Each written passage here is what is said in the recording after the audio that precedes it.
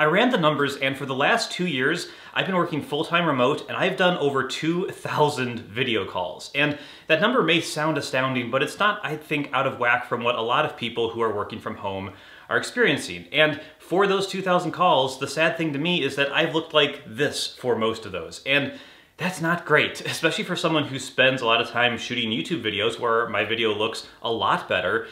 I wanted to fix this. Before we get into the review of the very expensive webcam, I did want to give one tip on how to do this for free to improve your video quality, and a lot of people would benefit from this. You need to stop sitting with your back to a window. I don't know why people do this. They do this for photography as well. They think that by having a bright background, you're going to be brighter, and that's just not how it works because you are very, very dim. And I don't mean that intellectually. I'm sure you're very smart. You just don't emit light. You're very dim, so you need light to be shining on you. And so my number one tip, stop putting the window behind you, flip it around, have the window in front of you so you're getting natural light on you. It's going to do a world of difference. It's going to help a ton. Even my little dog agrees with that. So that's my number one tip. But if you have that under control, then you can go even further with a webcam. So let's take a look at the Opal C1. Before we get going, let me just get a few things out of the way. As of writing this review, the Opal C1 webcam is very hard to buy. You have to add yourself to a waiting list and wait for them to tell you you're eligible to buy one. I waited 6 months to get my invite, and when I did, the email said I had to order within 48 hours if I still wanted one. This is not great, and I hope that it'll be easier in the future.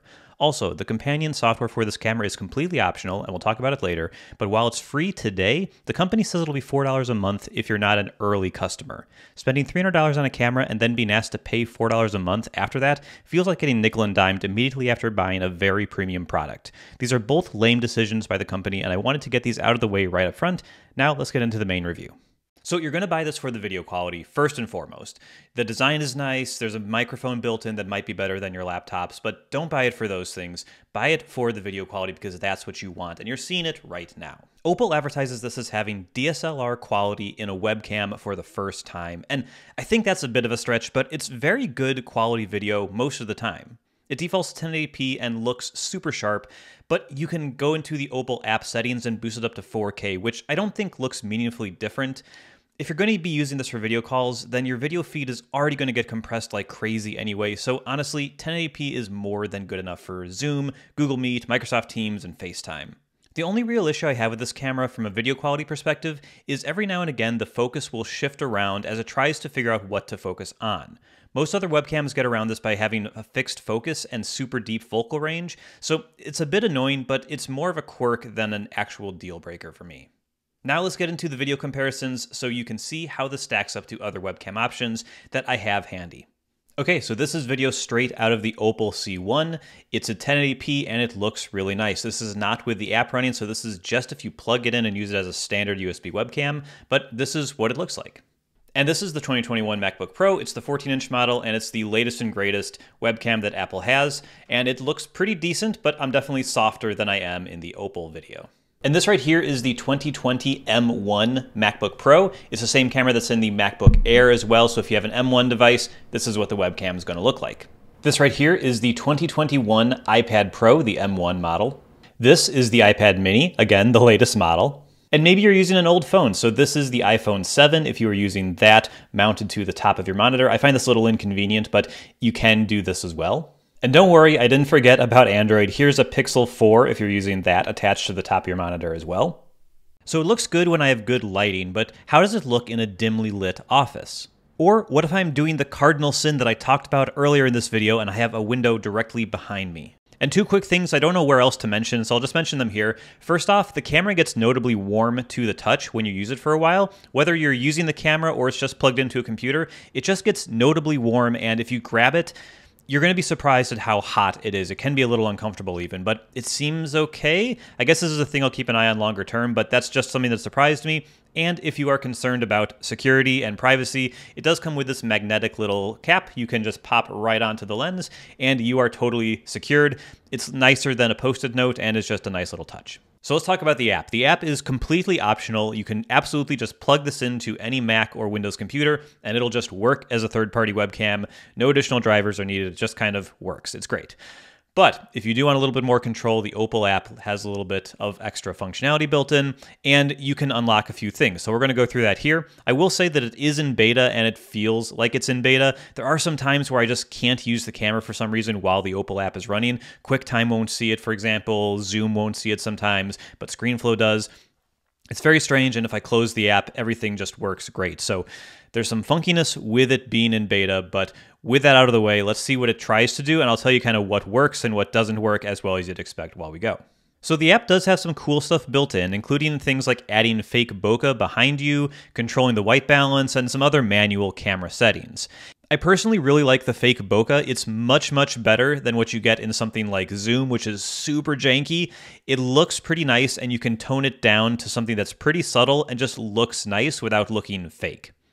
I also like the white balance control since I think the camera goes a little cooler than I'd like, so I've got mine set to something that I think looks a little better. And I could take or leave most of the rest of the stuff, but you can tweak some of the exposure settings or do some of the other tweaks that honestly I found weren't totally necessary because the camera did a pretty good job. I do sometimes drop the exposure down one click just because I think it overexposes sometimes. Now, the first thing that probably caught your eye with the Opal C1 was the design, and yeah, it looks really nice in person. I got the white one, and I just love the squared-off look and the asymmetrical design. The camera has some good heft to it, and it has a standard camera screw on the bottom, so you can put it on any tripod or anything you can mount a normal camera to. But you probably just want to use the included display mount. It balances pretty securely on the top of basically any display and comes down about 6 millimeters on the front of your display, so it's unlikely to cover any of your screen. For context, the super slim bezels on the latest MacBook Pros are 6 millimeters as well, and the Apple Studio display has 13 millimeter bezels, so you don't have to worry about it covering any pixels in most cases. My biggest criticism of the build is that the off-center camera means you actually need to position the whole unit a bit off-center on your monitor if you sit directly in front of it. And this is also a good place to mention that it ships with a nice USB-C to C cable, but you can use your own cable if the one included doesn't work for any reason. So I've saved audio for last, and you can hear right now I'm talking into the microphone in the Opal C1. And I saved it for last because honestly it's the least exciting thing about the product in my opinion. Now obviously you've been hearing me talking into this microphone for most of the video, so it's a slightly unfair comparison, but this is what you would sound like on a video call. I'll do comparisons to the built-in microphones on MacBooks as well as AirPods, so you can kind of see that in a second. But yeah, it's just not incredible. There are some advanced features you can do with like noise cancellation and stuff in the Opal app, but for some reason I'm completely blocked out of accessing those features, so I have no idea how well they work. This is what the audio is going to sound like today in April 2022. Okay, and this is a pretty good one-to-one comparison. I'm now using the internal microphone, the studio microphones that are built into the 2021 14-inch MacBook Pro. This is about as good as it gets when it comes to Mac microphones, maybe laptop microphones in general, but this is what you're going to get if you're just talking directly into the laptop. And these are the 3rd gen AirPods. These are the latest AirPods, just the base model, but normal AirPods. I see a lot of people using these in meetings, and honestly, they're a really good option compared to a lot of other earbuds. But this is what you're going to sound like if you're talking into these, which honestly is what most people probably should do. So is the Opal C1 the DSLR quality webcam that's advertised by the company? Not really. I think it's a pretty good product, but if we go to an actual full-frame camera, this is the Canon EOS RP, which is a mirrorless camera, not a DSLR, but same idea. This is going to look a lot better. So no, I don't think it lives up to the marketing hype. But that said, I think the video still looks really nice and is definitely better than what I've had before and is most likely better than what you've used before or are currently using. So from that metric, yes, I think it's a good product, but is it something I can recommend? And I don't know if I can. It's really hard for me to suggest someone buy this when I know they have to go through a wait list where if they don't buy it now, they might have to pay $4 a month to use the software. The software isn't reliable right now, so you can't even get all the advantages of it.